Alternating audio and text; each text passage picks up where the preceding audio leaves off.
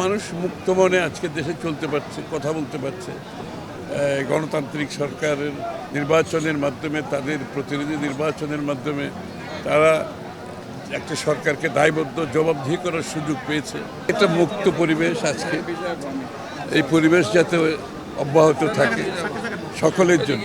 একটা বড় ধরনের পরিবর্তন তো এই ঈদে সব কিছু মিলিয়ে জনগণের কাছে একটা বড় স্বস্তি এসছে। সব কিছু মিলিয়ে এখন এই যে মধ্যপ্রাচ্যের এই যুদ্ধ, এই সমস্যা সরকার তো একা সমাধান করতে পারবে না। আমরা দেশের জনগণের সহানুভূতি, সহযোগিতা এবং সংযম এর মাধ্যমে এটা সমাধান করতে হবে। কারণ যুদ্ধ তার সরকারের নিয়ন্ত্রণে নয়, সরবরাহ সরকারের নিয়ন্ত্রণে নয়।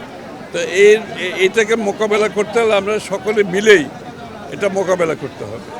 তো আমরা দেশবাসীর সহানুভূতি, সহযোগিতা এবং সংযমের মাধ্যমে সবাই মিলে আমরা এটা সমাধান করতে হবে। চাপ হয়তো আরও বাড়তে পারে যুদ্ধ যদি চলতে থাকে, সবাই মিলে সমাধান করতে হবে। এবং সরকারের পক্ষ থেকে যত অল্টারনেটিভ ব্যবস্থা আমরা সব কিছুর চেষ্টা করছি। যুদ্ধের কারণে যে চাপ সৃষ্টি হয়েছে সেটা মোকাবেলার চেষ্টা করছি।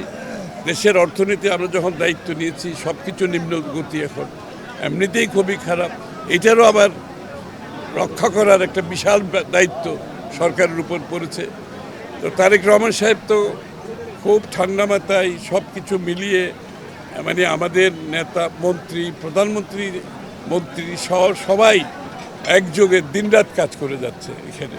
একদিকে আমাদের নির্বাচনী ওয়াদাগুলো আমরা পূরণ করার, অন্যদিকে দেশের অর্থনীতি রিকভার করা। তৃতীয় দিক সৃষ্টি হয়েছে এখন যুদ্ধের কারণে যে চাপ সৃষ্টি হয়েছে, যে চাপ বাড়ছে সেটার মোকাবেলা করা। এটা কোনো সহজ কাজ না। সব কিছু মিলিয়ে আপনারা দোয়া করবেন দেশের সকল জনগণকে সাথে নিয়ে। আমরা যখন নির্বাচিত সরকার, আমাদের উপর জনগণ যখন আস্থা রেখেছে, তাদের আস্থা রেখেছে, এই আস্থাটা যাতে আমরা অটুট রাখতে পারি, আমরা সকলে মিলে একসাথে কাজ করতে হবে।